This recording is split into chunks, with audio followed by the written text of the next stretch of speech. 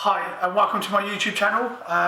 Today we are going to be making the very popular Tarka Dahl. It's a side dish, very popular across Bangladesh, India, Pakistan, everywhere. The curries differ region to region, but they're very universal in Dahl. Tarka Dahl is really popular, good with vegetarians, and I'll show you how you can make it vegan as well. Okay, so what we're going to need is very simple. 2 teaspoons of oil, a clove of garlic cut up, about 6 tablespoons of pre-cooked dahl, a quarter to half a pint of water. You need to have a look how much you need, and you'll see when cooking. So a sprinkle of coriander and a teaspoon of ghee. If you are vegan, just remove the ghee and it's fine. So yeah, that's what we're going to need. So if we get here, so we've got our oil here, about 3 spoons of oil.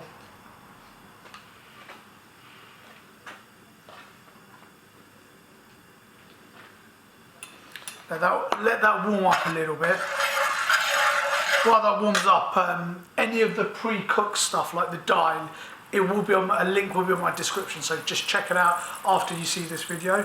And don't forget to comment, subscribe, like. I've been getting quite a few requests which I'm trying to get through.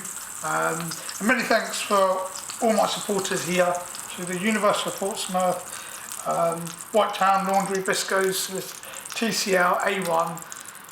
Thanks for all their support, they're really helping me educate people a bit more. So we've got, this is about a clove of garlic cut up. So you have to be very quick. Put it on low, my advice is put it on low gas if you're starting, because the garlic will burn very quick. It will cook very quick and it will burn. So you just want it, you want it to go a little bit goldeny. Leave it in there. So as you can see, it's frying in there. So can you see it's just starting to get golden? You want to get in before it goes too dark. So I've got my pre-cooked dahl here. There's I put about 5, not 6. So about 5 tablespoons, not teaspoons. So tablespoons, not teaspoons. So I've got it about here. Can you see it's just gold? It's going goldeny. I'll put it on low gas. If you've got it high, it will burn very quickly. So it's gone golden now. Now put the dahl in straight away and just let that just get in the dahl. So can you see the little brown bits? I mean, if you burn it, it's just going to have that burnt taste. Just want it browny, nice browny colour. You can put it up now. Right. So once you've done that, you're ready for your water. I've put here about quarter to half pint now. It depends how you want it. Always put less, you can always put more in afterwards. So I'm just going to put about a quarter of a pint.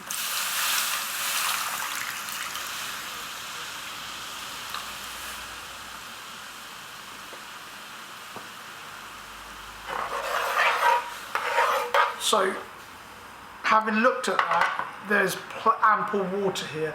You're not going to even need a quarter of a pint, more, about just under a quarter of a pint will be fine.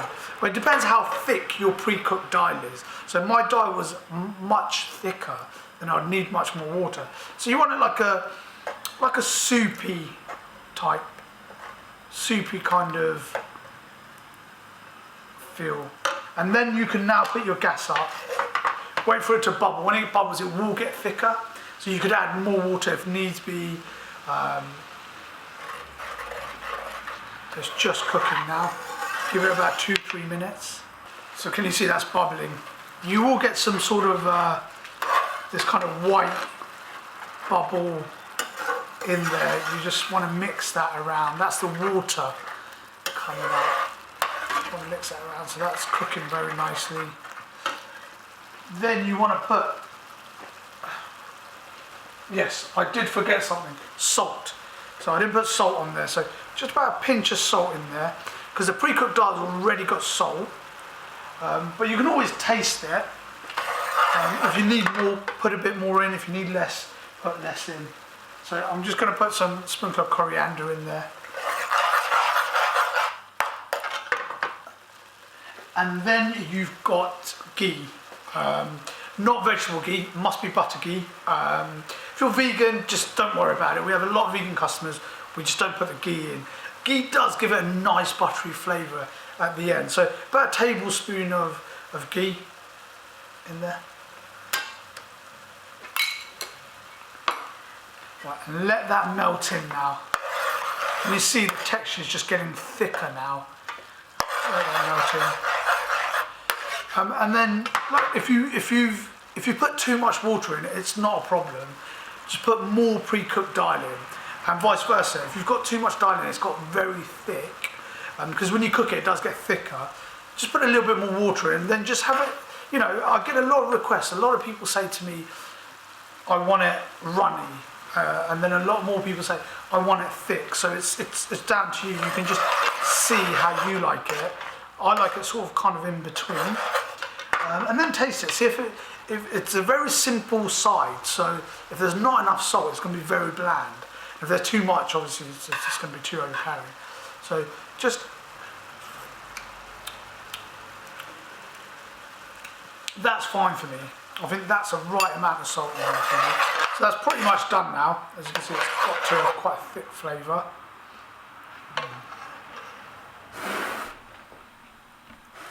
Right, so that's ready to serve out.